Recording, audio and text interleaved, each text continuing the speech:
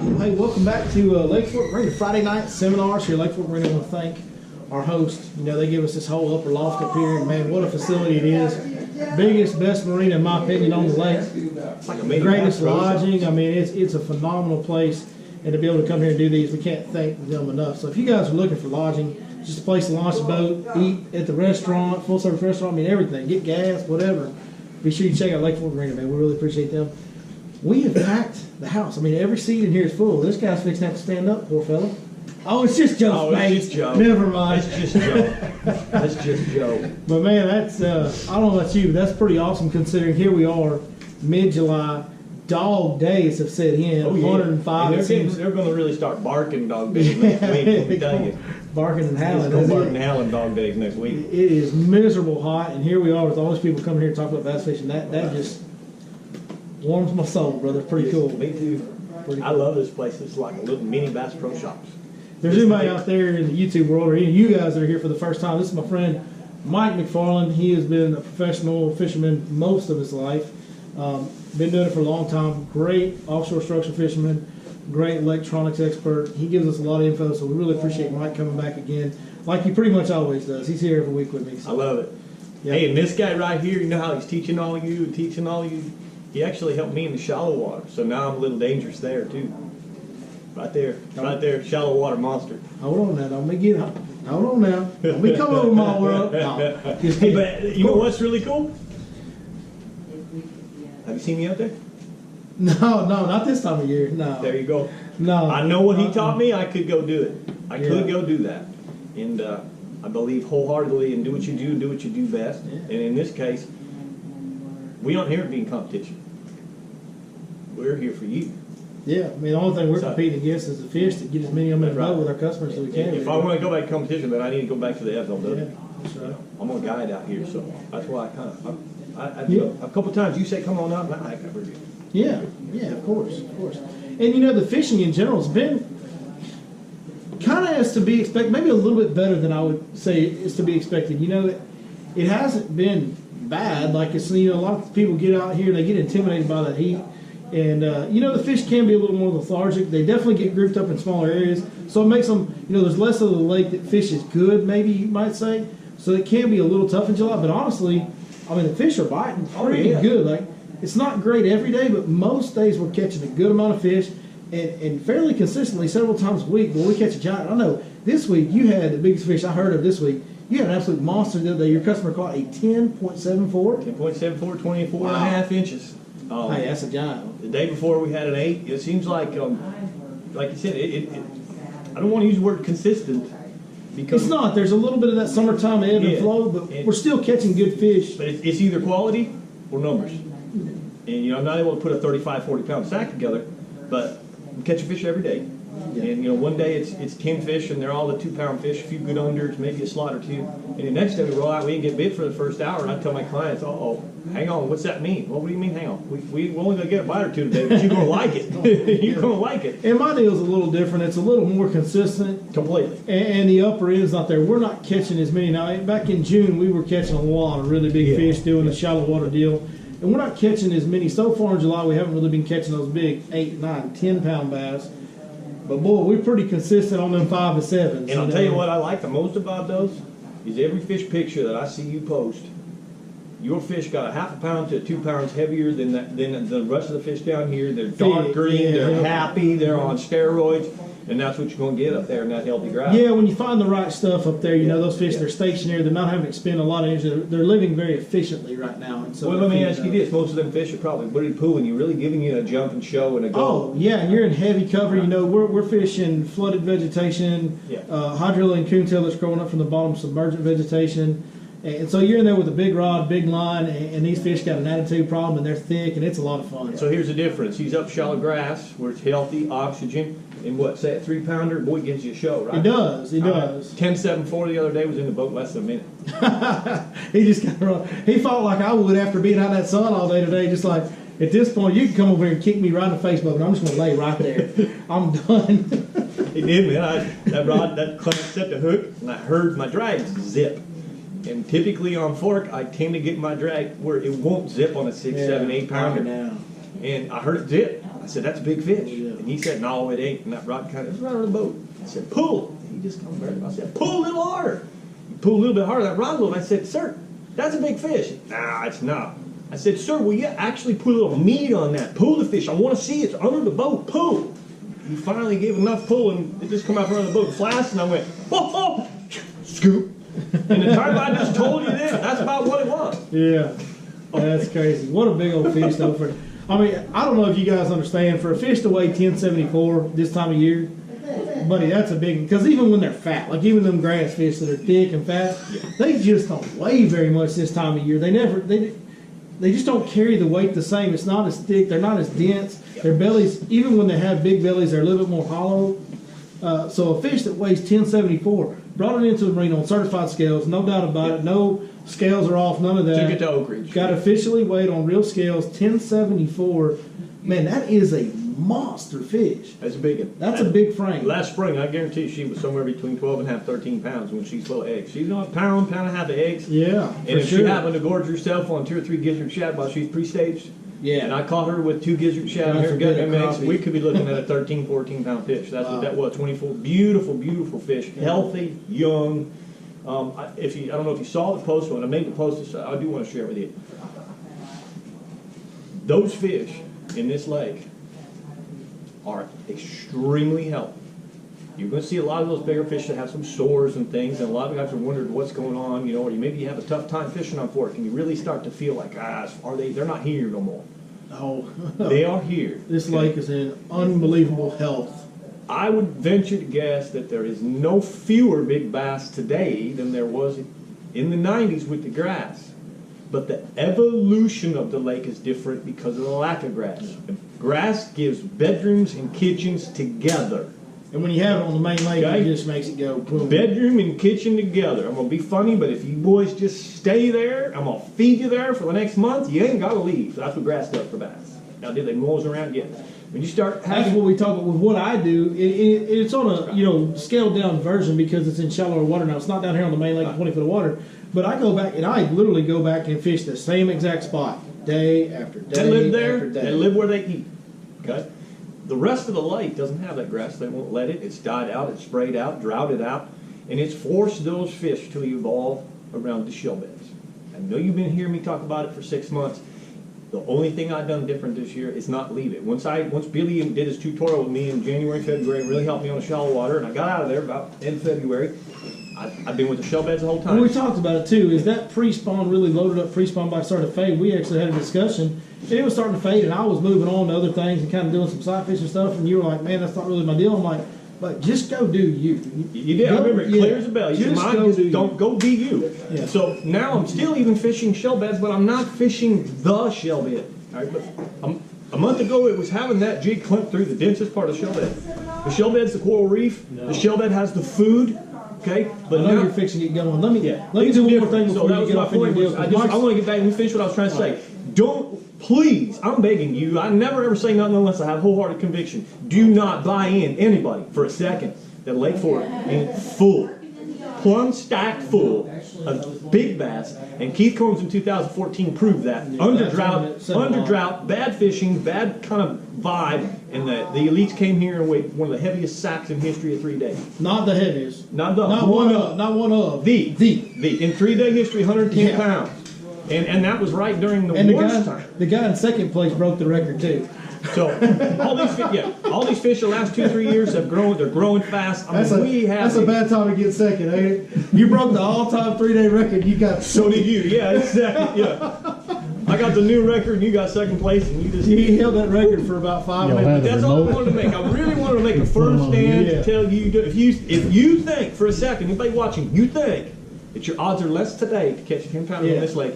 You're missing out. You're missing out because it gets easier. You don't have to contest with all the heavy grassing. You get it's not even just about like someone will throw this in here that I'm going to introduce your topic and you're going to go with. So today I had something happen that's never happened to me as a guy, never happened to me fishing with buddies or anything else. Oh yeah, this is cool. But this kind of proves the health of the lake because in like 2.5, 3 foot of water on grass edge next to a creek channel swing, today I had something happen that's never happened. 2.5 feet of water in summer? Yeah, I know. So we're up there, we're kind of fishing around. I'm trying to locate these fish. They get in these creek channel swings. I kind of know where they're going to be, but I'm trying to get them to fire. You guys fish offshore structure. You get your fish down there, they may not bite. You got to make them bite sometimes. You got to throw at them and throw at them and throw at them, do different things to get them to fire.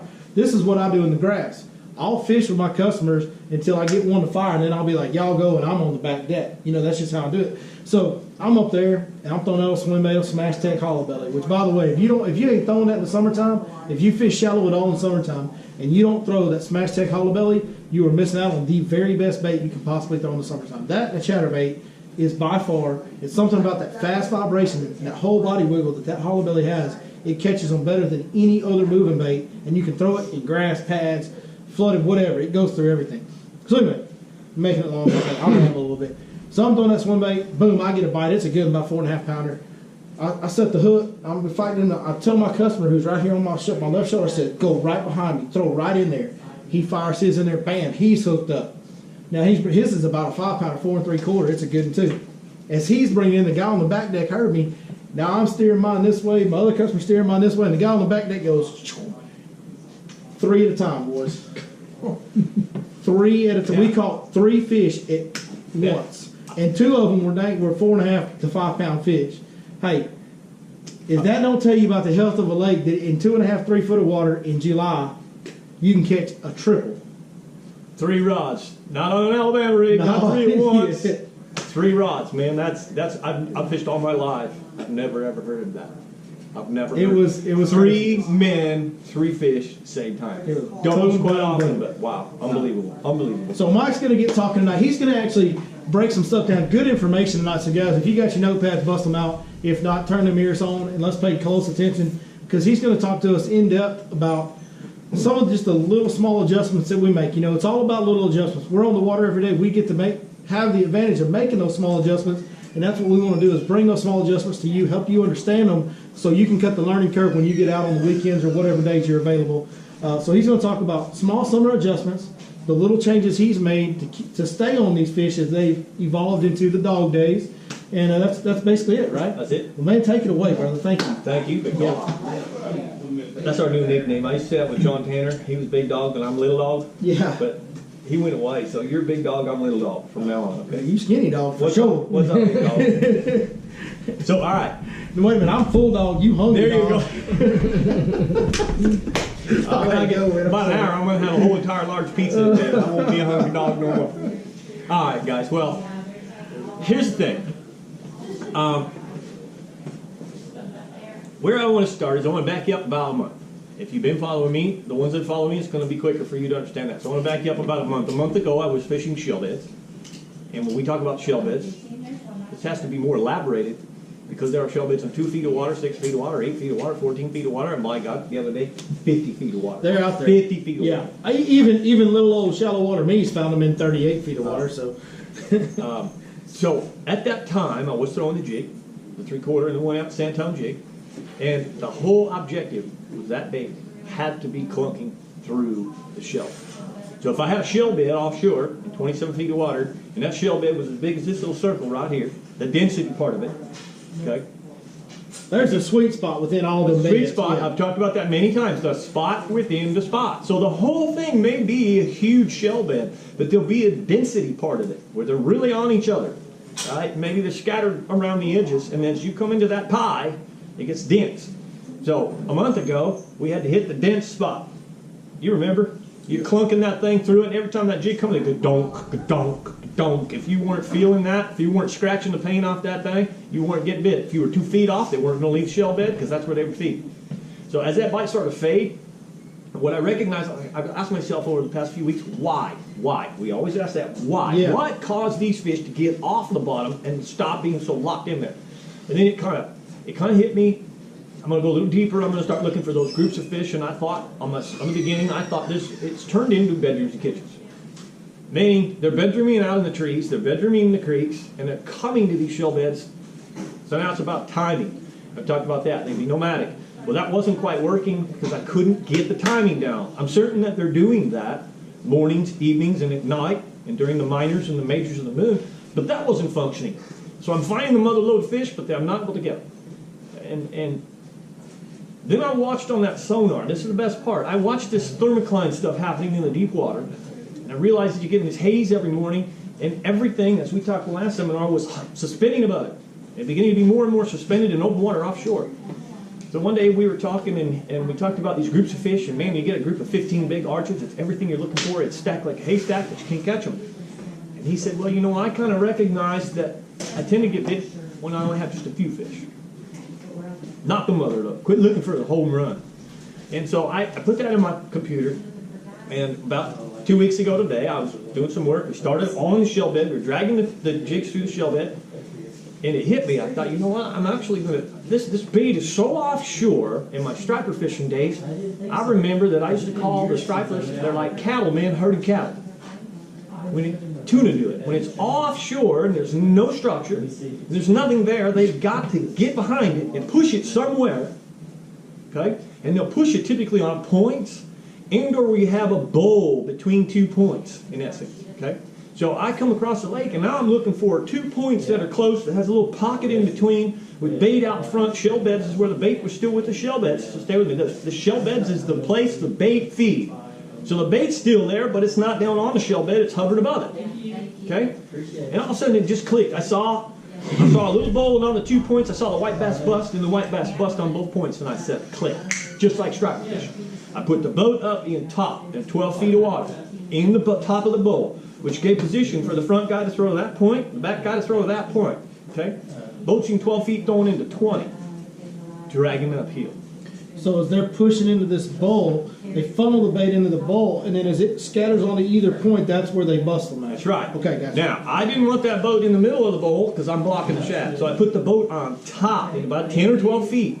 And here's what happens is as that bait starts pushing it up, the bait has no choice. It goes up, it goes up, it goes up, and the edges in bass fishing are something that gets overlooked. It's so funny how this relates to the same stuff that we do in the grass. Edges are how bass ambushes. It has to have an edge. So the number one edge is the surface. Because once the bait gets to the surface, it's terminal. There ain't no getting out of it. It's a terminal edge. They got nowhere to go except out of the water. So once this started coming together, I got the boat in the right place now. We talked location, location, location. Now it's just a matter of staying there. So I'm actually camping. I've fished the same spot for 2 hours, and you'll have waves. The white bass will come, boom, boom, boom, boom, boom. And everybody, grab top water, grab top water. We've done that every freaking day. Grab top water. You know how many top water fish we caught? Zero. Not a one. Zero. But once they finally leave, get the Zero. Worms, get the worms out. Get that bait out there. So what's happening is you're having these schools of white bass, brim, whatever. Oh, and let me add one more thing. If you pay close attention, which he and I do really well, to detail, Yeah, that's it. the shad that flies is pinky to thumbnail. Little. There ain't no way that 6, 8, 9, 10-pound bass is going to fill up on a daily basis with thumbnail shad. So all these lights started to come on, and I said, oh, okay, so I've got young brim, I've got young white bass, I've got young yellow bass. They're the ones chasing this thumbnail shad to the surface. Guess who's following behind them? Hey. Just interject real quick. Do you remember about 2-3 weeks ago what I told you about back there in that grass flat, that creek channel? Yeah. Same thing. The brim and the yellow bass were eating the little deals on top. All you got to do is just take a zero off. I'm in 20 feet, he's in 2 feet. The same concept is happening. The fish are acting the same. They're still doing the same exercise that they have to do to feed. So, in essence, once this clicked, I realized what's going on, and you guys have seen the result. We're catching fish again. I'm back dialed in. I'm catching big fish. Can I add in on the why? Sure, please. Why? So here's one of the big parts of the why. We talk about summertime. Fish's metabolism kicks up. They're a cold-blooded animal. Their metabolism gets higher, and everything they do costs more. Like in their pocketbook, you know, like when a fish pulls out his wallet, it's how much energy do I burn to buy that shad, right? And in the summertime, everything's more expensive to a bass. Everything. So the reason that fish school in summer, the reason that sand bass, every predatory fish in the world schools in the summertime, and just because you don't see it on the surface doesn't mean bass aren't schooling. Where I fish, you see it on the surface because they're in 2 foot of water. But out there, you necessarily don't. But the reason that they hunt in packs in the summertime, guys, is because it's more efficient. It brings the cost of the bait fish down. When they have a pack to help them hunt, and that's why I caught a triple today. That's why you get your flurries. A pack. We talk about in the summertime, we catch them in hours of nothing with 30 minutes you'll never forget. Dude, I love how you and I click. First thing, you've never ever made an innuendo like that. That's a McFarland thing. The bass pulls his wallet out. He usually, there's that thing, McFarland ain't wrong, or McFarland's right, but he ain't wrong. That was finally a little twist, I love it. But guess what, what you just said was exactly the fish have to school. They have to use each other. And that's why today when we got one to bite, the others are like, oh, it's time. Okay. I got to do it right now. And now let's add, that's why I love you and I. Now let's add, he just helped me flavor what I want to teach you just a bit. All right. So I expressed to you, I'm having either numbers or only some big bites. Come on. Okay. So remember he said, well, quit messing with me. I noticed that these big fish, they're not working when you find 15 of them. They're singles. So guess what? Here it is. I just even answered my own question. On Monday, I had 12 fish. No big fish. Okay. Those 12 fish were pound and 2-pound bass, which will eat thumbnail shad. Man. Okay. When the 10-pounders come along, and the 8, 9, 10-pounders come along, what are they eating? They're eating what's eating. They're eating what's eating the thumbnail stuff. Okay. So now I kind of did that make sense to everybody? Did we kind of tie that all together? What's funny is in the shallow water we'll see the little bass school on the thumbnail shad, and you'll see the little shad go skip out of the water, and then you'll see the little greenbacks turning on the surface and schooling on them. And I'm like, no, don't throw over there. Customers like, ooh, do we throw over there? I'm like, nope. But if you pay attention, every once in a while, you'll see that big black back with a little bit of a silver side, and that's Mr. Gary the gizzard shad. And when he goes to turn it out of the water and it looks like he's schooling, he ain't schooling, boys. He's running for his life. Right. Now, when you throw into that, and you guys, I've got a video coming up that I'm delaying out of courtesy to somebody that's got a tournament coming up that was fishing with me. But you'll see a deal where I'm literally on the front deck of the boat and I'm retying or something, and them gizzards come up and go, oh, that's gizzard, go, throw. And he throws in there and goes, boom. I mean, like a crank and a half. And if you'll get that bait in there when those gizzards go to skipping out of the water up shallow, if your bait's in there when they're doing that, you're getting bit. Dude, you could have a freaking clown polka dotted freak color that won't hit it. It don't matter. It don't matter. People ask me what color chatterbait you throwing, and I'm going, I don't care. Exactly the same thing offshore. So now, what I wanted to do was simplify a couple of things. And they still weren't eating the jig. The jig has so much bottom contact that I recognized when I start fishing in this area that I would have this wave of small fish come through. And then something I used to talk about in the old days was largemouth bass, when they get big, they get lazy. Mm-hmm. They get extremely complacent. They would much rather... It costs them more. They become a crumb eater. Okay, they become what I call a crumb eater. And there's a lot of pros out there that are probably going, don't tell them about this. They did 10 years ago. Well, we're going to tell you about it. When stripers on the West Coast blow up, 5-6 pound stripers raid the shad, there's 2,000-3,000 fish in a school, right? They can be over 50 feet of water, 100 feet of water, whatever. When they're nailing that shad, the bits and pieces fall into the bottom. We call it shad rain. That ends up on the bottom, it's easy pickings, all right? But it does more. It activates the bottom. So now the crayfish come out of the rocks to start eating that. It's put the smell in the whole area, the oil in the whole area. It has now activated the whole area, and them lazy bass will start casing that bottom to clean up. So now I've got myself, I'm starting to get warm. I've got this stripers, or white bass, we don't have stripers here. I got the activity, I'm in a hot zone, I'm near my shell beds, I'm not fishing my shell beds anymore. Now I still wasn't catching the big fish. And here's the key, the final deal I want to teach you about how I've turned it down to get the big bite now. I realized that I need to get off the jig, and I need to have some kind of a larger fish presentation, because they're not eating the thumbnail shad, they're eating the other fish that are eating on, okay? And I actually wanted to throw a spoon, I want to throw a crankbait, I wanted to do that, they wouldn't eat it. So I ended up taking a shaky head with a 10-inch power line. Tell them what weight shaky head, because this was interesting to me when you told me. 5/8 ounce. So you're throwing the big I'm a 3/8 ounce, I got both, I'm going to show you. There's two things I'm doing with it. I got 3/8 ounce and a 5/8 ounce. Okay. The light one was interesting to me. The light one's because it falls real slow. There you go. Long time ribbon, okay? So any fish that's cruising around here looking, oh, there's a dying shad, follows it to the bottom, I'm throwing red shad, okay? So, but it's a bigger bait. What I found is that particular bite, the 3/8 ounce, is where I'm catching my numbers. Because they're schoolers. They're the ones up in the upper water column looking for the bait, so they're the ones following it. The cleanup crew, the 1074 that we just caught the other day, the cleanup crew on the bottom, the lazy boys, 5/8 ounce. Zamboni in the break. 5/8 ounce, and here's the deal, okay? When fish get in those shell beds, when a gizzard shad gets in them shell beds, he puts his head down in them shell beds and he's pecking in all that plankton and he's pecking the green slime off them shells and he stands tall about 8 to 10 inches. Okay? That's why we drag them like we do, right? Right. Now, here's the key.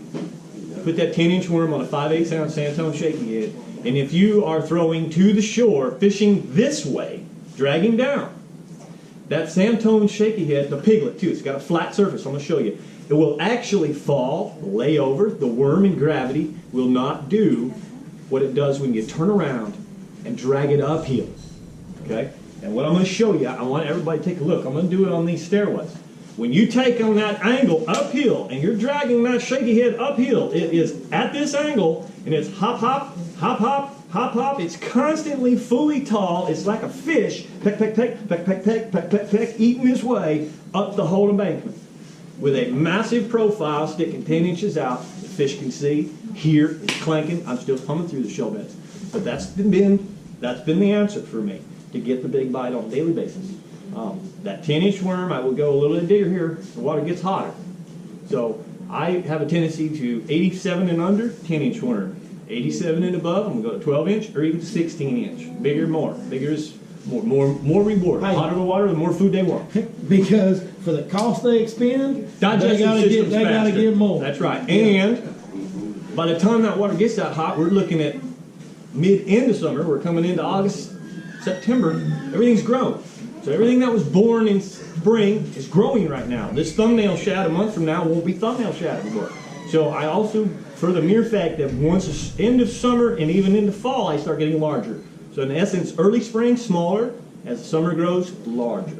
Okay. You want to know something? Just, and this is totally a little bit off topic, but what you just said, just to throw something else in there. You talk about in the fall, you keep getting larger and larger and larger. You know, one thing you said about those thumbnail shad, by the time you get to fall, they're like a smaller thread fin is what they end up being. And what's interesting about you saying you get bigger, one of the big things that I do at the end of September, early October, that fall transition time around here, September, right about the time of turnover. Right after the turnover is when I key in on this deal. Hey, I actually go to throwing small stuff. Again. Quarter-ounce traps, spinner baits with little bitty blades on them. And it's what it is there's a lot of fish because there's such a plethora of those young shad that are now just a little bit bigger. And they'll start keying in and eating those in bushel loads, eating big groups of them. And so and it's probably these same shad that have grown just a little bit and gone back into the creeks.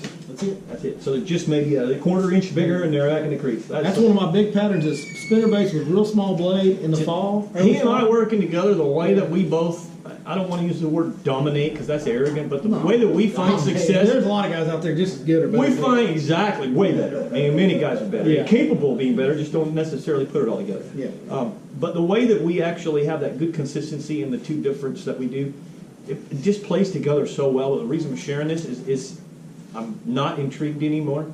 It's not ironic how the conceptual deal is identical, how the fish use the same thing. Because a bass is a bass. He's got to do the same thing. The shallow bass are hunting in groups this time of year just like the deep bass are because they have to.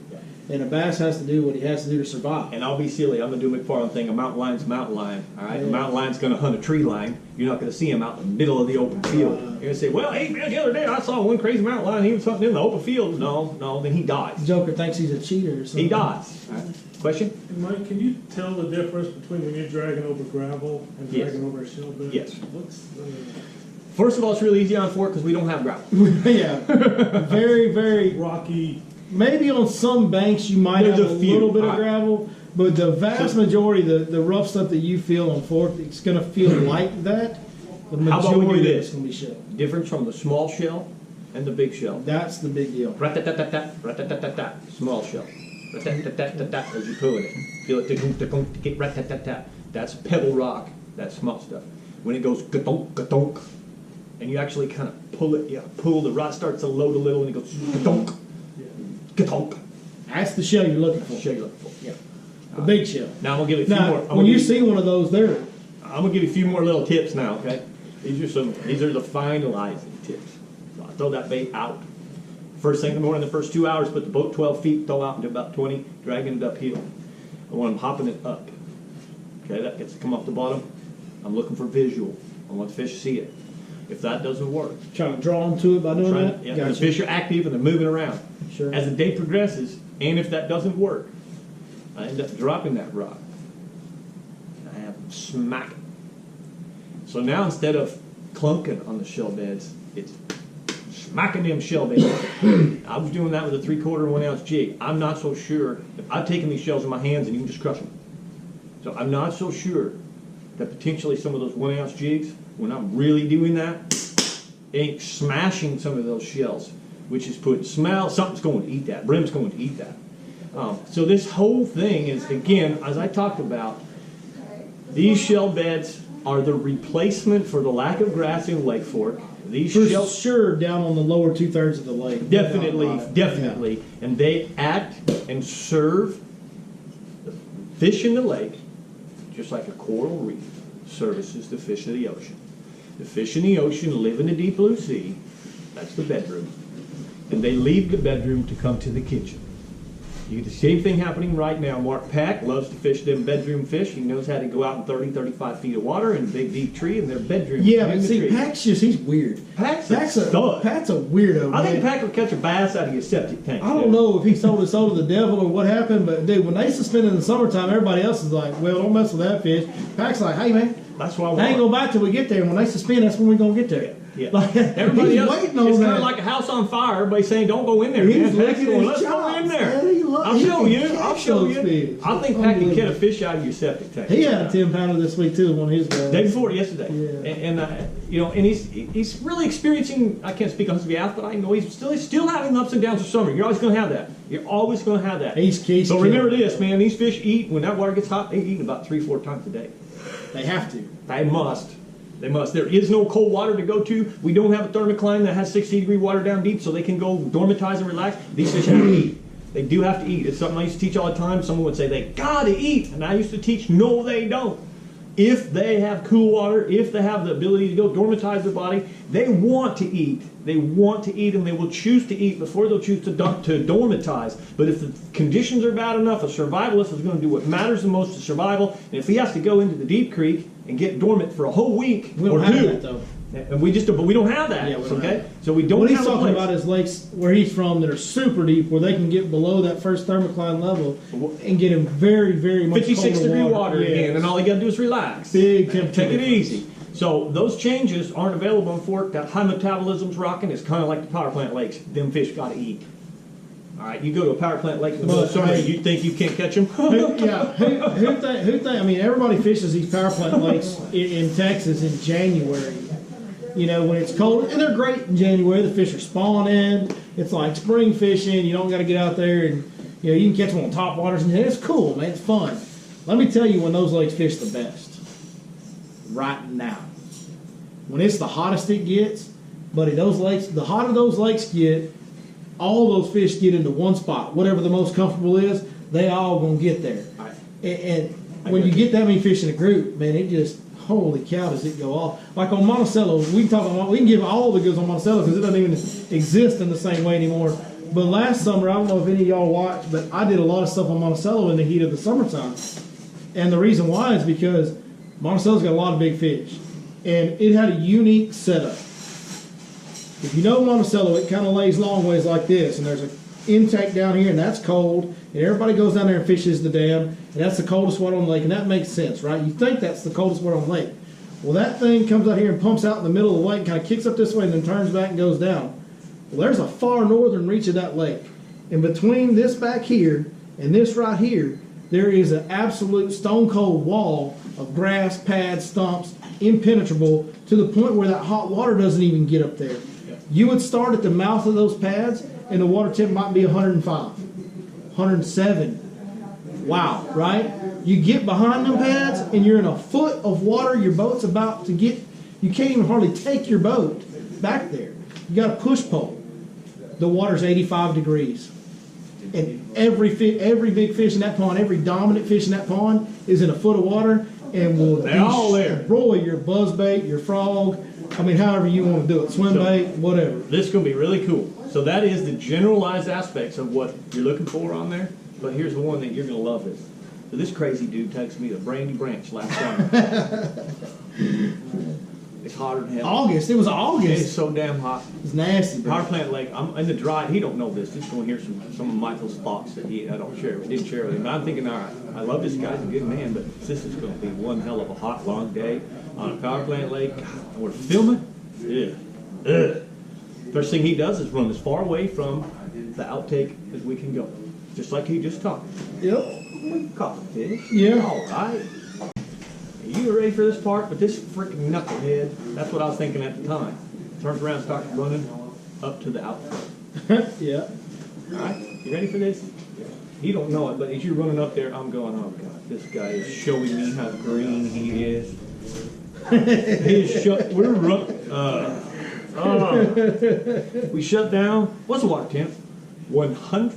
8. 13 Oh, it's 13 degrees. Yeah, that's crazy. You know what a jacuzzi set at? Yeah. 110. It was a hot tub. He tells me, all right, up there, all that current coming out of there, this fish should go over there, go over there. Don't you go there, I got over here. Fish on. Jumps 4 times. 5 feet out of the water. Pow! Dogging me. I'm Like like, it's a 5-6 pounder. yeah. I'm like, you gotta be jacking me. What the heck? And then, of course, we talk as we do. Talked it through. Super, super highly dissolved oxygen in that current. That's all they need. It's an NFL player on the sidelines with freaking straight oxygen, man. Because all that Woo! what it is Jacked up. yeah, that discharge was pumping out and kicking around that corner. It was pushing up against that point, and all that current was flowing in there. So you had oxygen. Also, here's the deal: that lake is unique because it sits like this, right? And the cold water intake's over here, and the hot water discharge is over here. So even though that's the hottest water in the lake, there's a whole bunch of fish that live on this side that don't get over here because of the way the lake's shaped. So these fish that live over here got to do something. Yep. Well, they're going to go where the current is. Yep. And it's going to provide oxygen, going to bring them bait. There's grass on both sides of it. And so it's a unique deal. Dude, we could have freaking flayed the fish on the boat and boiled it in the water right there. I mean, freaking, you know, It was pretty hot. we never flayed bass, by the way. I just tried to make it funny. Point being, again, here you are in the middle of the heat of summer, and we really caught some fish, some good fish that What are you day. guys on? Brandy Branch. That was Brandy Branch. Perky Power Plant. It's got a bunch of different names. It's kind of southeast of Longview a little ways. It's in the middle of absolute nowhere. So what drew us there, by the way, was to talk about, eating 3-4 times a day. I bet you those fish eat a heck of a lot in there, man. Yeah, they do. Their metabolism is There's a bunch of people going, no. Like people that are watching this local East Texas hands are going, hey, you can. I mean, we didn't get, honestly, for that day, that lake had a really off day that day. But, I mean, But that was our best bite. You can get out there in 30 foot of water out from that discharge sometimes. Yeah. And Bobby, that lake's got big fish in it. You can catch a 30-pound bag out there in a Well, dude, heartbeat. that lake had blooms of hydrilla. Blooms. It looked like a cloud in the sky in 30 feet of water. Come up 20 feet. Just a big explosion. That's the other deal. Man, we're going to get off topic here. We're getting off it. So let's straight back in. What I'm doing, guys, by the way. Oh, you want to show them the technique? I'm just going to show you. I'm kind of technique. showing you the technique, but I want to finish up real quick. So I'm throwing this on a 1225, which is basically a worming rod. All right? I'm not What's on a the jig length? rod anymore. A worming rod's going to have just a little bit more tip, a little more flex than a jig rod. Jig rod's going to be all tip. This is going to be a little bit more of a flex in it. But What length is it? and this is a. Don't even know. Look at you. I can't read it because I don't got my glasses and I have so many. It should be 7'10". This is a 7'8". It's probably a medium heavy. Yeah, medium heavy. Right. Gotcha. So this is basically my worming rod. It's 1225. 20-pound test You're floor tall. carp. You like 'em long. Yeah, I like them long. You don't have to. But the main thing is it's a medium heavy with a what I would call a semi-fast tip, not a fast tip. I want a fast tip on a jig rod. I want a semi-fast tip on this. I want good backbone. That's the 1225. A lot of power. the rods you're going to find on the market, or maybe some of the rods you have, are going to say moderate fast. Right. That's what the terminology will be. That'll work just fine. Moderate That's what fast that tip. is. Yeah. You see, so 20-pound test fluorocarbon, high-speed gear ratio 6.3 or above. In essence, I'm just going to want you to see the shaky head that I'm running. This is called the piglet. I just wanted to go ahead and you see the operation I'm running. So you guys can kind of just take that around, pass that around a little bit. Watch the fans. Just take a look at that rig while I show you everything, and then I want to. I'm going to pass this around so you can see the 3/8 ounce. And these are not normal shaky heads. I'm not going to want you to go try and do what I'm doing with a Let me round see shaky what head. Well, I'm not. I can't touch that. That's fire to me. But you put it in front of the camera. So you got to Hey. make sure you look at it. It has a flat. It doesn't have Get to the be 6-inch shaky head. No, I'm just. but it has to have that flatness because that's what makes it stand up. Okay. kind of get a look-see No, there? hey, here's the deal. Mike uses the sand-tone shaky head, and I use the 6-inch shaky head. You know, they're real similar. The head shape on the 6 cents is a little bit different. Hey, and you know what? We ain't in competition. No, but here's the deal. I'm gonna tell you right now. If you're fishing shell bed and that type of stuff, or a rock, if somebody out there is on a rocky lake, this is the better deal. If you're fishing timber or brush piles, the one I throw is better. I mean, it's because of the shape of the head. Sure. The shape of the head I use is a stand-up head. It's got a big 7/0 hook, but it's more rounded head, and this is more. Comes through. This is football. They both stand up, but that's more of a football stand-up, and mine's just a round stand-up. So, And that's what you see they call. Two different purposes. That's what they call it, is the piglet football shaky head. There you go. So the 3/8 ounce for light, the 5/8 ounce for when you're actually having bottom contact. And what I'd like you to do is, if you guys will, I'll just kind of step up right here. You're going to have to step up so I can show you this on these. I'm going to use. Hey, are you fixing to do something over there? Bring that video right. All right, y'all hold on. Mike's taking us on a trip. Field trip, boys. Field trip.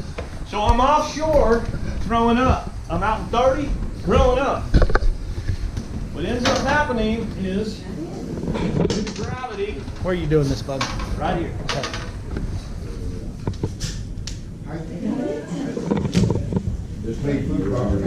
Due to gravity, when I throw this bait up here and it stands up, the worm's going to not necessarily, the water buoyancy is going to let it stand up here, but it's going to want to fall back. It's going to want to fall back because it's on an incline. So out throwing up, you're going to get some weird rollover presentations. Okay? You talking about when you drag down? Correct. So no, if I'm trying to get the presentations, I want it uphill. So Right. now reverse. This is what I'm doing. I bring the boat up here and throw out, and you'll see that as it comes up, it's going to constantly stay. Here, go. Can constantly sit here and hop and stay up the whole time. Okay? Gravity's going to pull the worm back, and it's going to always have that presentation that we need to get bit. Okay? Fire. Follow me, and it can't fall back because I'm holding my line. So that's the key that's creating that stand-up presentation. If you're not dragging it uphill, it ain't going to work. How fast you rolling it uphill? Hopping it 1-inch little hops. Okay? I don't stroke it. Basically, it's equal to like a small jerkbait or a popper. If you had a small Yellow Magic or a small Rico and you had a little finesse pop, that's all it is. It's just a finesse pop. I want that worm to just inch along.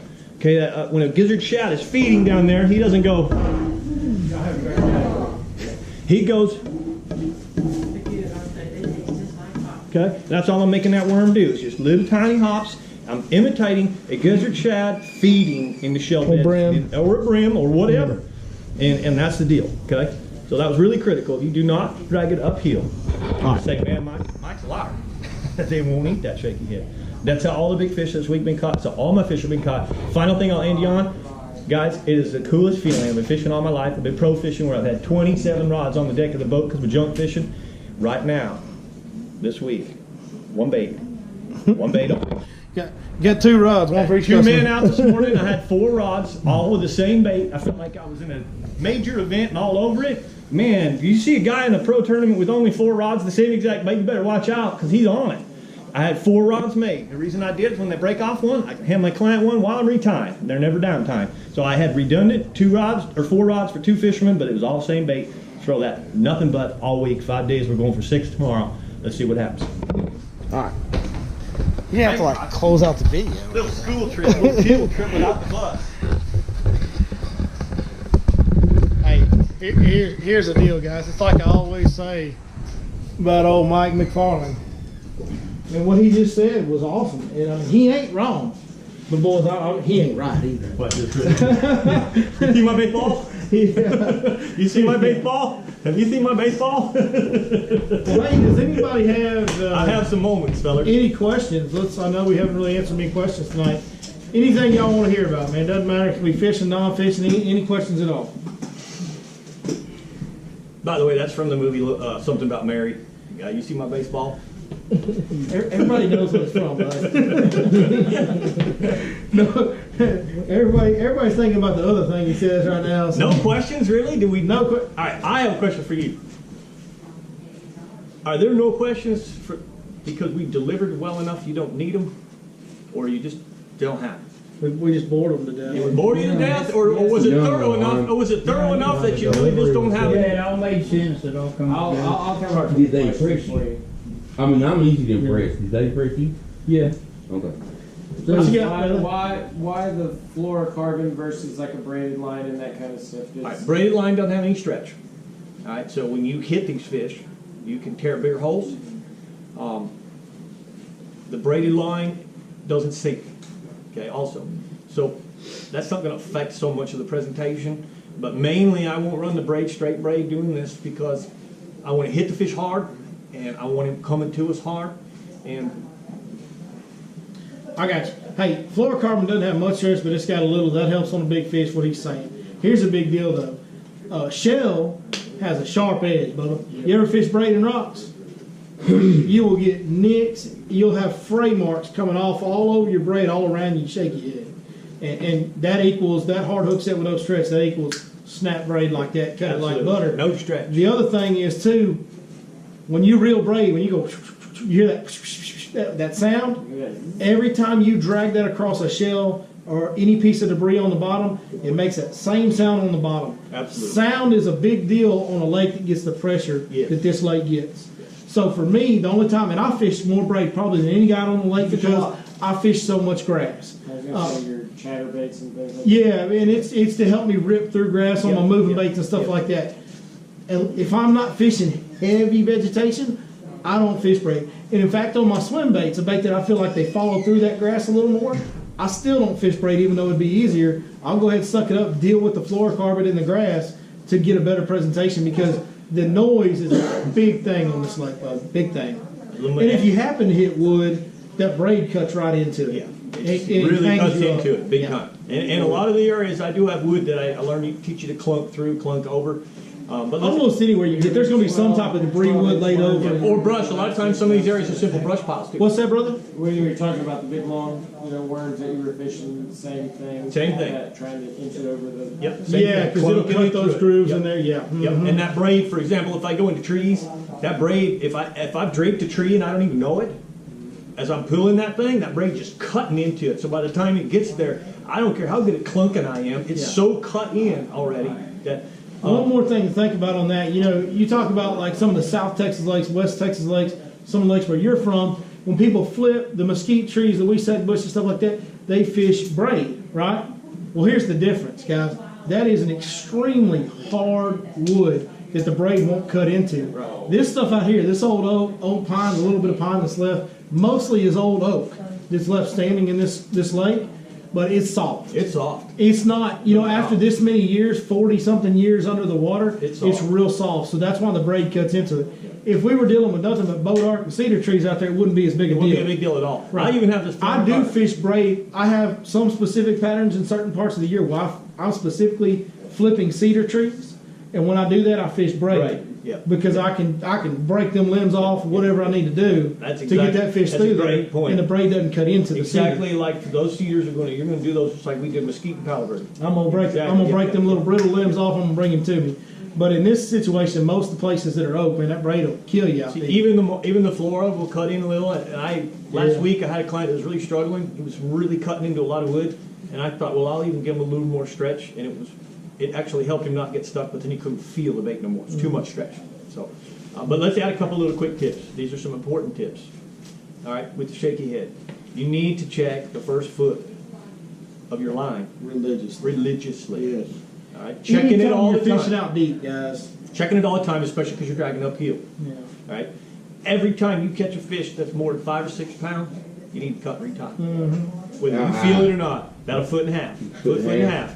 You catch a big fish, cut and retie because they suck it all the way in, just like that. All right, and that line. And even rubbing if on it's a them teeth. 3-pounder, if he's got that whole bait in his mouth and his teeth touch that line, But if every his time on a teeth big- have the ability to touch that line at all, yeah, retie. Every time on a big one. And what I want to also add to you is I want you to start watching your line. All right, I want you, it's not windy now. When it's windy, it's real hard to learn to be a line watcher. But what this sets up for me real good is they'll hop that bait up and I'm watching line. Now, just that little bit of bow, while they're waiting, that bow will do something. The bow will twist. The bow will hop. Something will happen to the bow. And I want to elaborate this a little bit. Many of us, and I did it for many years, We thought that when we feel thump, hey, there's a bite. Hey, there's a bite. We missed the bite. The bite is in crushing it. Crunch, crunch, crunch, crunch with the tongue and the crushers. So if you're actually at the point where you feel thump, just read down and set the hook with this particular presentation. You don't need to wait. They're not picking at it. If it is, it's a small fish. You didn't miss anything. This big bass, these with a mouth that big, can suck this worm in from 10, 12, 18 inches away. And all they do is they see it, and they're cruising. They're not wasting time. There's something I want. And on they go. As they're swimming away with it, they're going crunch, crunch, crunch. So watch your line. That gives you a second ahead of the actual recognition, which gets a deeper hook set. You don't even need to set the hook with these shaky heads. Just reel. Put the rod hot and reel. And if you if you're using that one in this presentation, I'm not saying you don't shake your head, set the hook. If you have one of those big shaky heads that's got that big 7/0 hook in it, swing. Yeah. Swing. In this conditions, when you get that, they get all of it, they're swimming with it already. So if you get the dunk, I want him to smack it because it's maybe loose in his mouth. Mm-hmm. But if you realize, oh man, my line just popped, he's swimming with it, just reel into it and load the rod. And it will stay deeper in the mouth. When we do that, I found that I have eye-popping hook sets instead of jaw hook sets. Swing, and it's more towards the mouth. Don't swing, it's deep where they had it in the crushers. Okay, that's just my couple best tips. That's the deal. That Santone has a little bit thinner wire hook than some of those bigger shaky heads. If you get that big one, it's got that big heavy gauge hook, but you got to swing to get that big piece of steel home. And actually, too, one other thing is you can text-pose. I tell them not to text-pose in Lake Fork. Yeah. You can text-pose this bait, and with a text-pose, you really don't have to set the hook. But it's amazing. What is text pose? Text-posing is when you take the... I got you. I showed it to him, you swing it over there. Text pose is when you take a bait, and you line it up like this right here, and you go all the way through, and then skin hook That's another nickname of it. Skin hook. right back into the surface, okay? I've heard the skin hook, but I never heard the So you text just pull posing it, or skinny. You're text posing Okay. hook. And what Mike does on his is he just puts it right through the middle and just leaves the hook buried. Is that correct, Mike? Yep, that's it. Mike just buries his right in the middle.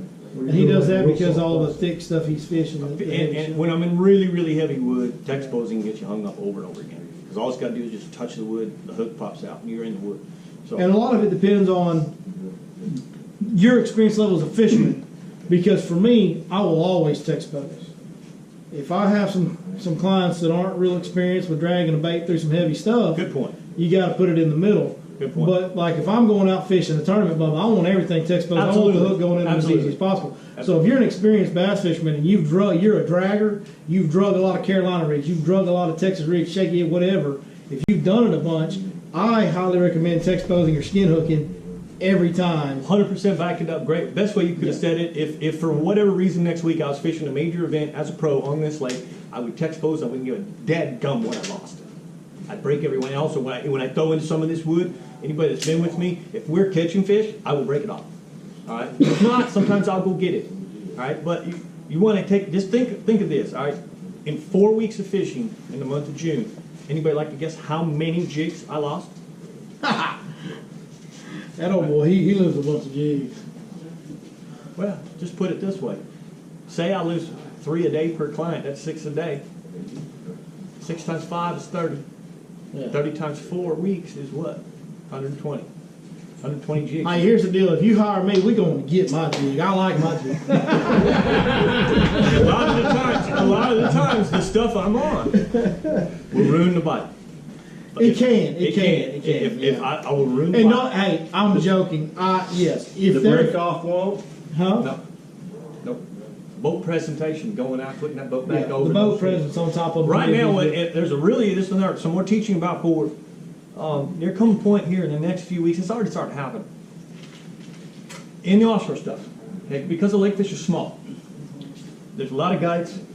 They're awesome guides. They're incredible guides on this lake. Hey, but it's kind of like a small elite series tournament out here every day. Absolutely. Like that's what you're fishing with amongst. Stud. It's insane. Super stud power fishermen on this Yeah. lake. after when these first fish started doing it, I don't mean to be arrogant, but I was one of the first ones on it. I like to be in front of the fish. You are. No, there's no doubt. Look, if I am doing my job, I'm in front of the fish, meaning I have a good read, like a deer hunter, and I'm correct in my prediction, and they're coming to me. Okay, and I let them come to me. It gets good, it gets better, it starts to fade, and I move again. I never get tailed behind. I'm not saying I never, because I do. No, we do. We do. Forward. But if I'm having a good season, it means I'm in front or I'm with them. The minute they fade, boom, I move again and I'm in front. And so, I'm just losing my deal. Dang it, don't do it, Michael. You're sharp today. Uh-oh. Yeah, I just had a brain fart.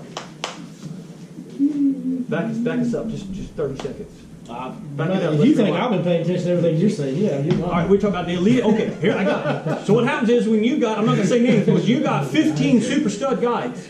Yeah. That are visiting the same exact spots every day. Yeah, we're rotating. You go back to when I was the first one, I could graph them, turn around and say, there they are, guys. Throw into them. And This is a catch big them. deal. This This is huge. Okay? As of last week, if I graph them, turn around, wait just a couple minutes, They're gone. pull up with a trolling motor, they're gone. Yeah. All right? That boat presence is what they've got conditioned to. When I was first doing it, I was the only boat that hadn't had it. They just got there. They were like, cool, it's getting here summer. I like this spot. Oh, there's a boat. After days and days and days and days, guess what they're doing? Shit, there's a boat. Dang it, there's that boat. It's back. Here's the analogy. Right? The analogy is this. If you live in a house and they redirect air traffic and you have an airplane fly low over your house once and you go, hey man, that's loud, that sucks, I hope they don't do that again, and then it does it once a day for a month, it's inconvenient. If they fly 25 airplanes directly over your house a day, you're moving, Jack. Right? Or let's even do this. At least, let's say you can't move, you're freaking dang aware. All right? You're wearing earmuffs. The first time. Your life will change. The first time you're like, you hear that? Yeah. What is that? Oh, Same thing for those it's a feet. plane. All right, after a while, you're like, did you hear that? When that big old thing buzzes their tower once, it's not a big deal. It's an inconvenience, but it's not going to totally change their life. Mouthpiece. When it's 10, 20, 30 times a day, it changes their life. So here's how you solve it. All right. You obviously have, if you're not like us, you're not in the water every day, and you don't know where they've been using, then you have to go out and graph to find them. So here's what you do. All right, Or you can buy a map chip. I call it the 30-minute rule. You could buy a map chip, I'm just saying. Sorry. Yeah, you can buy the map chip. Yes, you could do that. Or you could book with Billy, or you could book with me. It makes it even more simple. Yeah. Be weighted on hand and foot. Yeah. No, here's the deal. I call it the 30-minute rule. So if you graph them, you saw them, do not turn back around. Do not throw a bait in there. One pass. Leave. Mark You the leave? spot. You leave them? I leave the area. So Gotcha. what I'll actually do is I tell my clients, all right, look, if I got something close, I'll go somewhere else. But what I'll do is I'll tell you, we're gonna just pull off here. They're watch us. Boat went away. All right. We're gonna wait 30 minutes. Sit right out here. We're gonna turn back around. We'll put the trolling motor on 2. We're gonna stealth our way back up there. We're gonna long cast to them. All right. That's the answer. That's how you get it done. And if you stay too close. You know what we do? So what I do, and you're probably doing it more right because you the offshore guy. I haven't even really been fishing off it. But when I get to that time of year when they're feeling the pressure more, I'll drive over them, and once I see them once, like I don't need to see a bunch. I don't need to see as many. If I see 2 or 3, hey, there's fish there. There might be more around them. I don't care. We're going to fish for them 2 or 3, whether there's more or not. So we just, as soon as I go over them, I let my boat just keep drifting past them a little ways, cut it off. We stand up and I say, throw behind us. And we just go back there and start fishing them, and now we know exactly where we're at. I'll mark a waypoint when I get to my front graph, and that's where we're going to sit. We're going to fan cast. A lot of times once you've done that, when you eventually you're going to leave, what you can do is you now know they're there. That's my other side of it. There are 2 ways to do it. So from now on, let's say, because we're on the water, let's say on Monday, I grasped some new fish, and I backed off, and I waited the 30 minutes, and I caught them. On Tuesday, I don't have to go through all that again. All right. I'm only going to fish that spot. Now it's only going to be a 10, 15-minute spot. I'm going to pull up on it without graphing it. I'm going to go ahead and start, say, hey, they were here yesterday. I'm going to make a judgment that they should be here again today. It's for expedition. The other way is I got to go back and, well, they were here yesterday. Let's go see if they are. If they are, I go, God, man, we just got to wait 30 minutes again. So instead, the next day, so once I start patterning these, I'm just going to have 6, 7, 8 spots, and I'm going to hit them. And if they ain't biting in 5 minutes, next spot, next spot, next spot. That's the only time you'll see me move is when, because I'll be able to tell you, I saw them here yesterday, or I saw them 2 days ago. I'm rolling the dice that they're there, but we're only going to give them 5 minutes. One thing further for the guy that has 1 day a week, for the guy that gets 1 shot a week, right? When you graph them on a spot and you turn around and throw at them like I said, or you back off and ease in them like Mike said, maybe you catch them, maybe you don't. Here's what you definitely, without a doubt, you do. You come back. Yes. In that same day. And the next time you come back, you don't touch them. You stay as far away from them as you can, cut your motor off, troll the motor up to them, bomb cast them.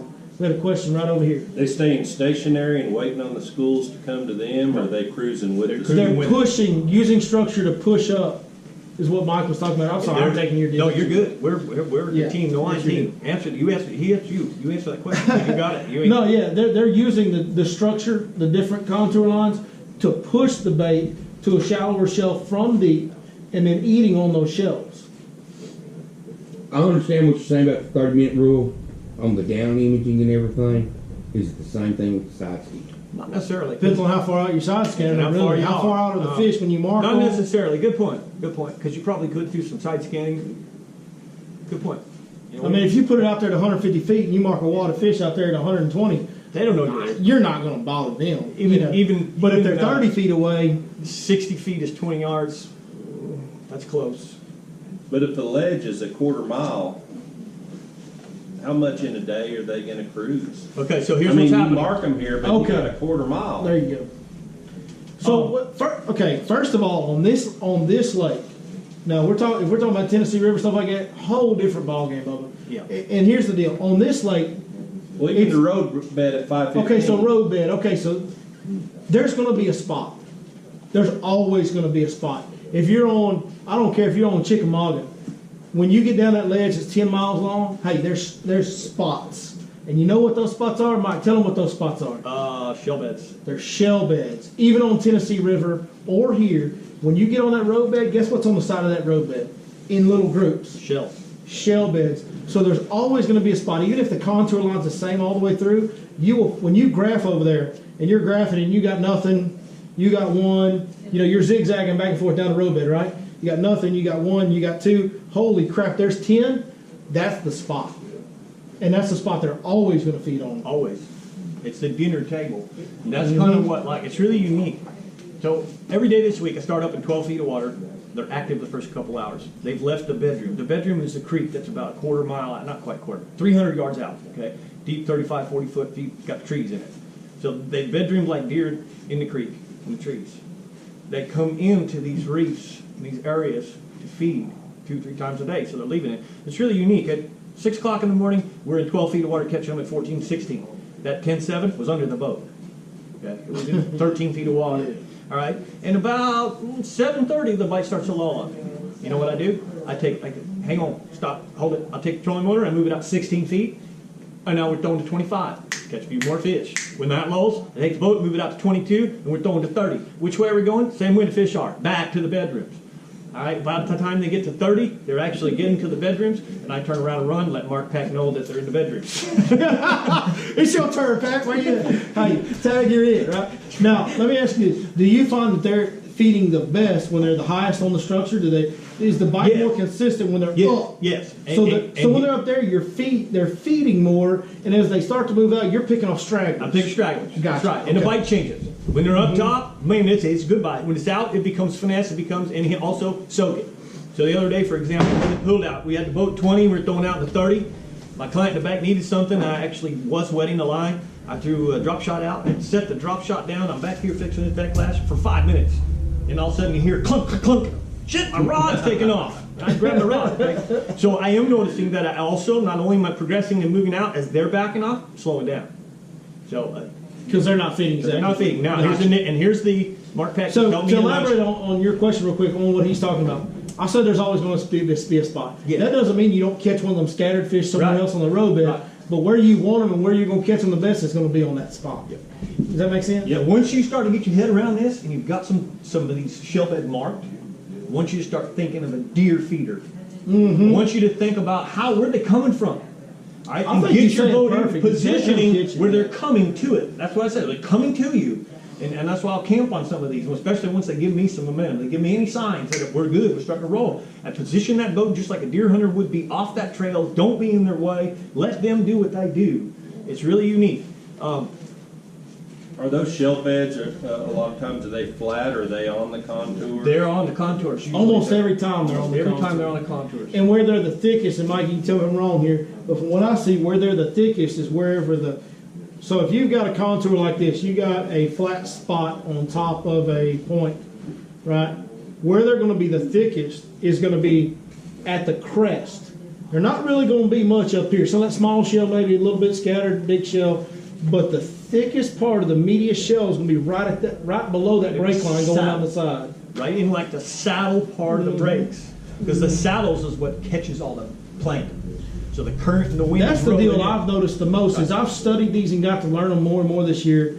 And we've expanded them from, just the shallow springtime shell beds to the deep stuff and all this stuff. It's any time, it's funny, we talked about this last year in the fall, how I key on areas, we talk about pinch points as fish are migrating, right. and people think of pinch points as in a bank line runs like this. You're going in a creek and it's doing this, and then it comes down and narrows down. And everybody thinks of a pinch point in a creek like that. Well, guys, there's pinch points vertically too, because Absolutely. the surface is terminal. We talked about it last fall, how when we were going back in the creek, some of my favorite spots may not be the pinch points this way, but the pinch points this way, where a point runs out and condenses it. It's the same deal on these shell beds. Where they mount up the most and build the most is where the water condenses from top to bottom, because as that whole wall of plankton drifts down the lake with the wind, when it goes like this, Bubba, that funnels all that stuff into a tight little There area. you go. Over the top, it just washes by. And that's why they're right on the crest. Over the top, that plankton just washes right on by. In that saddle, that plankton builds. It kind of churns up against it, and Turns that's up why and they're builds. down It gets thicker in that pocket, and that's where the clams are filtering that thicker plankton water. There So you you're go. going to see it in the saddles. Awesome. So is the wind or any current, 100%. is that debate, like, are they gonna go off and suspend away from the shell if there's not a lot of wind or current? Yes. Wind is really important with the shell. Now, when we do get to the point where there's no wind, they're still going to use the shell, but it's just not as good. It doesn't work as well. But yes, the wind is important. So if you're fishing shell beds and the wind is blowing from the west to the east, and you're on the west side fishing shell beds, you should probably double think what you're doing. So That's why we say wind is your friend. yeah, and here's one thing, as a young guy, that Starts to make sense that I when you want you to realize what you're understand. doing. I want you to understand this part right here. Those bait fish, those shell, we say they use the shell beds. Really, what it is, they use the same areas that the shell beds use to feed on plankton more than anything else. Right. Okay, they may feed a little bit off those shell beds from stuff that gathers in the cracks and the algae that grows on them and a busted clam. They may eat off that a little bit. But the real thing they're there for is the same reason the shell bed built up in the first place, is Exactly. the plankton. The So dense if the plankton. wind's not blowing any plankton in there, if the wind's blowing this way and the plankton's building up on this shell bed, the bait fish will be in there eating that plankton. If the wind changes and goes this way, they're going to go to a shell bed over here where it funnels. So you want to be on the side the wind's blowing into that shell bed. That's where the bait fish are going to stack up. Two quick things on that. Number one, if the wind's blowing from the west to the east, the fish on the west don't say, hey man, let's go to the east side. That's right. The fish on the west side say, hey, it ain't our day. Yeah. All right, we're going to hang out. We ain't leaving They the get bed- out We there. ain't leaving the bedroom They today. get out there in the trees and pack catches them all We ain't day. leaving the bedroom today. When you have no wind, you will have visitors, singles. When you Just have wouldn't be wind happening, pocketing, you should expect schools of fish, numbers of fish, consistency. No wind, you may still scratch them. I mean, I'm catching some singles here and there. I make my milk run, I fish what I'm doing on our way back. Sometimes we're pulling up on Chicken Ridge and there's no wind, and we catch a fish. Is that when you go fish the grass? You could, and that would be Unless a you're wise me, choice. then you just go there every day. Now, here's what I would say. I don't want to sound arrogant. I do not mean this, but I could have even, and so could he, even a better day if I fished my shell in the morning and by 9 o'clock abandon and run to the grass, or vice versa. He's got a strong bite in the grass, vice versa. So we're not. I just don't need to. Different fish. But for you should be. Completely different fish. Completely different fish. But they're doing the same thing. They're hunting impacts, they're keen on And big you're bait. fishing for them completely different. But if I was a fun fisherman, if I was you, going out there tomorrow, Yeah. I'm not on a half-day trip. Tomorrow I got a half-day trip, so I'm done at 11. It doesn't make sense at 9 o'clock to go running all the way up. I don't need any more. I've done well enough. But it's your day, so you're fun fishing. Tomorrow morning you start pulling this together at 9 o'clock, 10 o'clock, when you're saying, Dad, it really slowed down. Turn around and run for the grass. Excellent thought, great process. That's where you're going to go So do here, better. and here's why that is in the grass. Thank And you. I try to tell people this all the time. I'm like, they're like, yeah, let's go. Like my customers this morning, they told me, they go, we want to learn about offshore structure. We want to fish mainly deep water structure. So we can absolutely do that. They said, but we want to fish shallow early in the morning. I said, well, we can fish shallow early in the morning, and sometimes we get a good topwater What bite. did the fish tell you? Yeah, sometimes we get a good topwater bite, and I'm like, but that shallow water deal ain't right till a little bit later. And here's why. Because the way I'm fishing shallow, fishing those creek channel bends, those deeper grass edges, is just like what happens as the plankton gathers for him was the sunlight, the heat gathers, it condenses everything into those edges Sucks of the them out. grass, puts them on the shade lines, puts them on the deeper water edges of the grass, and when all the bait fish get condensed in there, that's when the bass are just nuzzled up to a grass edge waiting for something to drift by. When it drifts by, there they are. Do you see the similarities in the concept? So y'all I was saying- actually literally listening to learn something right there, and I did, and it's awesome. So in the morning and all that good shallow stuff, it's scattered everywhere. It's You can happening. catch them, like you see them blowing up, and you catch one here and you catch one there. But then later in the day, at 12:30, we catch 3 at once. That when everything densifies, all that big condenses, densifies. Y'all are starting in the mornings in the deeper water. Well, he's fishing deep all day, and I'm fishing shallow all day. Okay, but If I was tournament fishing tomorrow and we had the slot fish counted, let's just say I'm trying to catch the best bag I can. Yeah, I would be on the shell bed in the morning time, and I would go to the grass when that faded out. absolutely, I would too. If I had major event fish here tomorrow, I would fish for on my shell beds till about I 8 know, o'clock. I know it's mind-boggling to think July 12:30, that's when the grass fishing's the best, but that's when they relate to the shade lines and get real predictable. Okay. And get real grouped up. Let's finish this up tonight with this. All right. The shell bed is a food source. Okay. It is a food source because the clams pick an area that has high concentration of plankton. Plankton is the food for all small things. Shad, baby bass, baby catfish, doesn't matter. If it's a baby, it begins eating plankton. All life begins with plankton. So, a shell bed does not, when I'm talking all this bite that I'm on, it's bedroom, kitchen. Bedroom, kitchen. They can be a quarter mile, they can be 100 yards, they can be up to, science has said, 1 mile that a female will travel to her bedrooms. I mean, from her bedroom to her kitchen. She'll have a multitude of kitchens from her bedroom. The creek, the main Lake Creek on the east side is positioned where when the wind blows from the west, the kitchen is SRA Point. Okay? When the wind blows from the east, the kitchen is Alligator Point. So those fish are feeding every day. It's a short little run. Okay? Either which way they're going to go. Now, the lesson I want to get you is this is why grass is so incredible for growing bass. All right? Bedroom and kitchen means migrate, move time, burning more calories, Right. gotta go study, gotta go look, gotta go hunt. Grass is a kitchen and a bedroom all together Here's the difference. that provides oxygen. Mike's in the bedroom in the morning time. They'll be in the kitchen. They'll be out there rolling the grass flat, doing shakes and all that. Mike's in the bedroom, and I'm in the kitchen. That means that fish makes one tail pump, and he changes. If he wants to be in the bedroom, he makes one tail pump and goes to the bedroom. If he wants to get back out of the kitchen, he makes one tail pump and goes to the kitchen. That's what grass does, and that's why those fish that some of you guys see me posting are so dark and look like they've been eating the same thing I do. Sunbathing. They are thick because they are not burning any energy. They literally sit here. In the morning times, they'll get out, chase the bait when it's up high and kicking around in the cool water. And then the rest of the day, they sit in one spot. And that's why they're so pudgy. Every time something comes by, man, they just make a little, and they got something to eat. That can sit and wait in there. Yeah. I mean, they could literally be you on the couch. Hey, sir, can I get you a hot dog? Can I go to the restaurant and get you some food? And literally, all they have to do is the equivalent of you going, So, There's my hot dog. in amongst that's why grass grows the biggest bass. That's why grass definitely is better than anything out there. We have lost the grass. We got to get over it. It can come back. And we have that evolution of the shell beds. Okay, so it should separate. And that's why that grass is so strong in the middle of the day. All right, they're in everything. You're fishing a 5-bedroom mansion. In essence. He's in an efficiency apartment. Amen. Yeah, Amen. that's a He's good in way a to he's in put a it. deluxe condominium. Deluxe, pimped out with 3 extra refrigerators. Tiny house. Right. I mean, the girls are on call and the beer's always cold, baby. You know what I'm saying?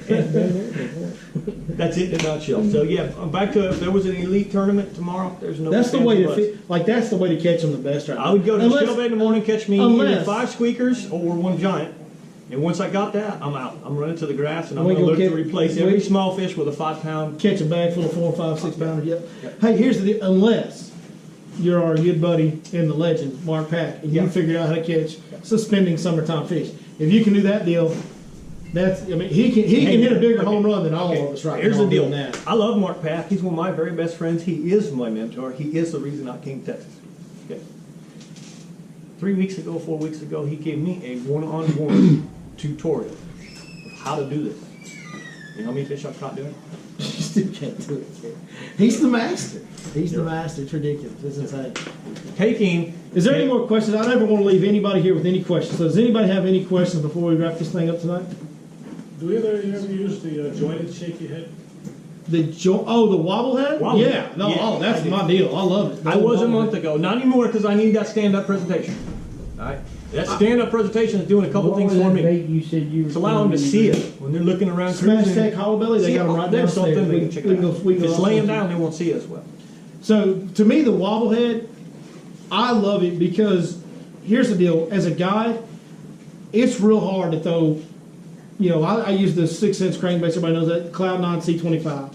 Some big old 25-foot depth diving crankbaits with 3 shark gaffs hanging off both ends of them. But that's hard to throw in a 20-foot boat with 2 customers. It's dangerous, to be quite honest. It is, especially when you don't know their experience level and all that. That wobble head, if used correctly, can replace that crankbait in a lot of ways. You get a 3/4 1 ounce wobble head, unless it's just super windy, you throw that thing out there, bomb along, cast that, put it on the same rod. Put it on the 8-foot rod, put it on 17, 20-pound fluorocarbon, and make a bomb cast with it. Get it out there, let it get all the way to the bottom, strip line, let it go straight down. Point your rod down in the water and go. And that 3/4 ounce head, it'll drift up, and then it'll boom, hit something, and boom, and hit something. And it goes down there and bangs around just like a crankbait does. It can replace that crankbait. It's weedless, it's easier for customers, and I don't got to worry about 6 points of death coming at my ear hole. What do you put on it? What do you do that? What do you put on it? A biffle bug. Any kind of creature bug? The biffle, to me, the biffle bug is hands down Right, the which has best. that- that's And what- I'm not a biffle, like I'm not sponsored by Gene LaRue or nothing. I'm just telling you, the biffle bug's the best bait on that deal. Well, it was made for it. It was And- made for and that presentation. If you're 100% sure that they're only eating shad, man, get you a white biffle bug.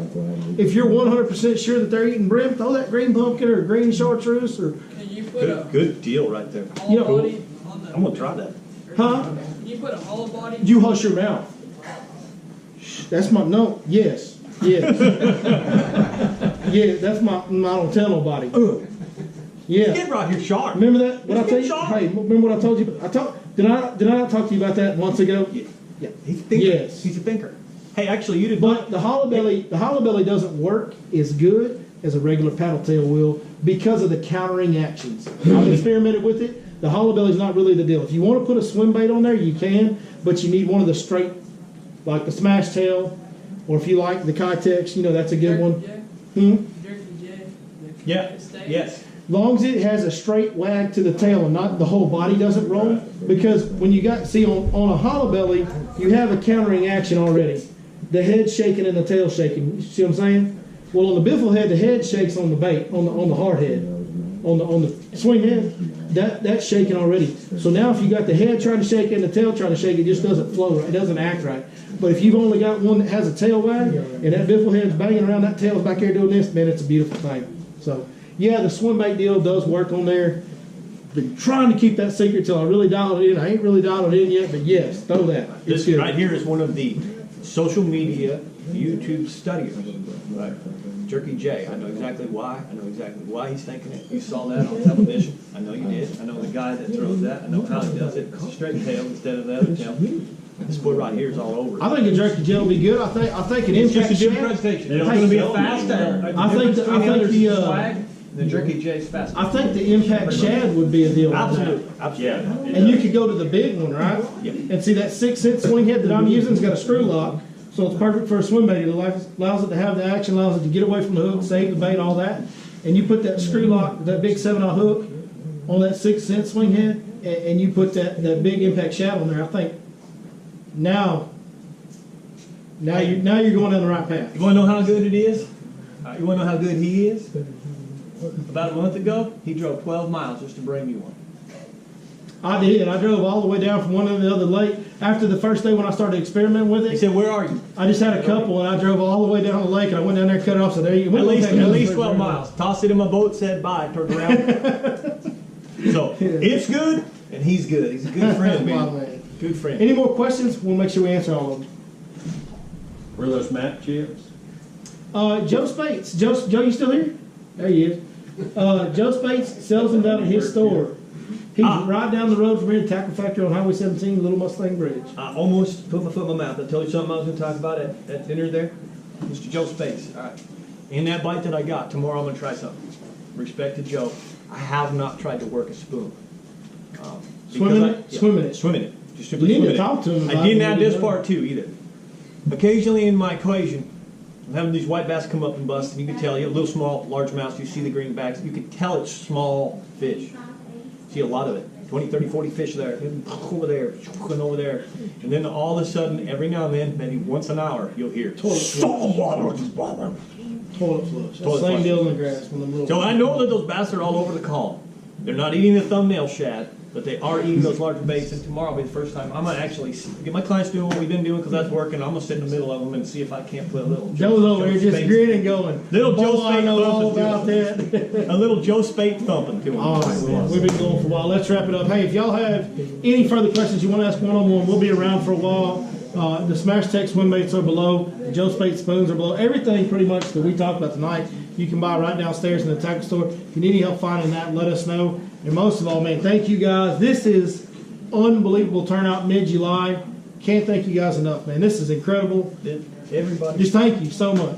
And thank y'all for watching out there, too. everybody staying the whole time. Whole man. time. Still sitting here. Everybody stayed the whole time. Thank y'all. We'll be back in 2 weeks. Same place, same back time, same back channel. We'll see y'all. Thank you very much. Hey, we can do the usual. Hey, we'll see you next time. Where we gonna see him, Mike? Your Lake Fork guy, baby. He got it. He finally got it.